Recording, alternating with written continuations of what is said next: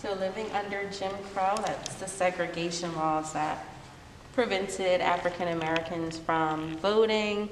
They had segregated schools, housing, theaters, travel, and second-class citizenship. So I guess these were all of the different roles that the Tuskegee Airmen played. Medicine, leadership, forecasting, there's so many different roles. This is super awesome because I saw the movie recently with the Tuskegee Airmen, and it showed when the First Lady Eleanor Roosevelt took a plane ride with one of the Tuskegee pilots. And she was the one that kind of propelled, no pun intended, she kind of propelled the airmen to be able to help to fight in the war with the other soldiers. Along with President Truman, who signed the executive order, which we'll see as well in this exhibit. This is where the eagle got his groove back, as it says. So instead of the Jim Crow laws, and the Jim Crow law here is depicted as the black crow at the top of the flag. And the eagle is stomping up the flagpole to take back his flag. So that's basically anti-segregation. So this is the pilot training program, the civilian pilot training program. And January 1941, May 1941, these are the students that attended these programs. And we also have the ground school and the flight training, which was here in Delaware at Delaware State College.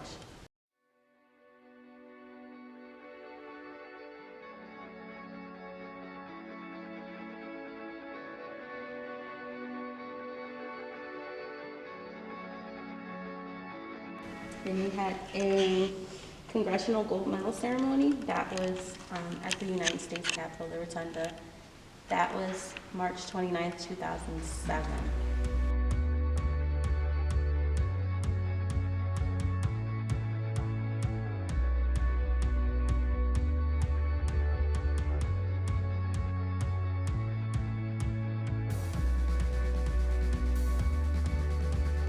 These are all of the different positions that the airmen played. Again, we have the medical, the armors, mechanics. We've got weather people, secretaries, ground crews, parachute riggers. This is the executive order that was signed, and this is desegregation for the armed forces.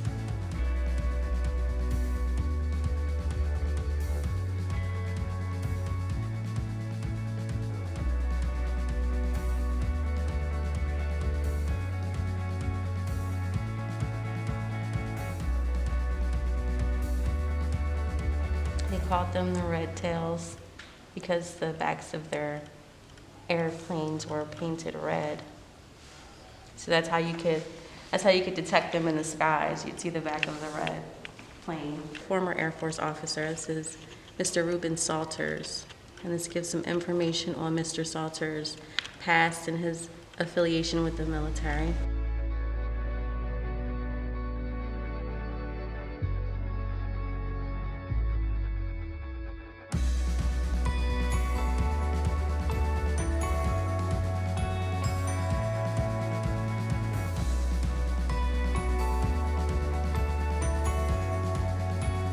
So 1987 is when the aviation program at Delaware State University was created, and that was by Dr. Daniel Coombs, who was actually inspired by the Tuskegee Airmen.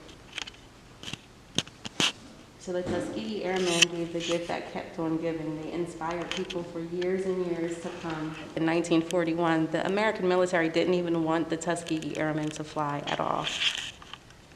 But it turns out they were a team that ended up with absolutely no loss bombers.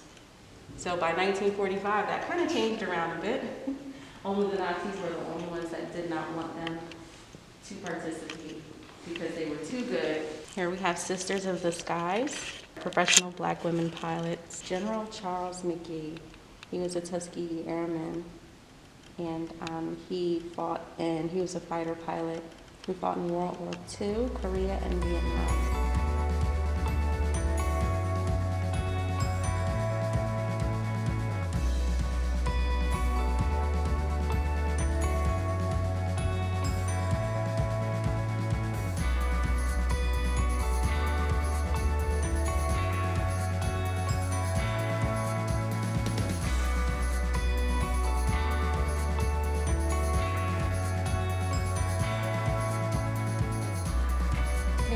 tribute to Dr. Donald Blakey, who was an aviator. Dr. Blakey is also a very good contributor to Sankofa Inner City Cultural League, and we definitely are very proud of him as well.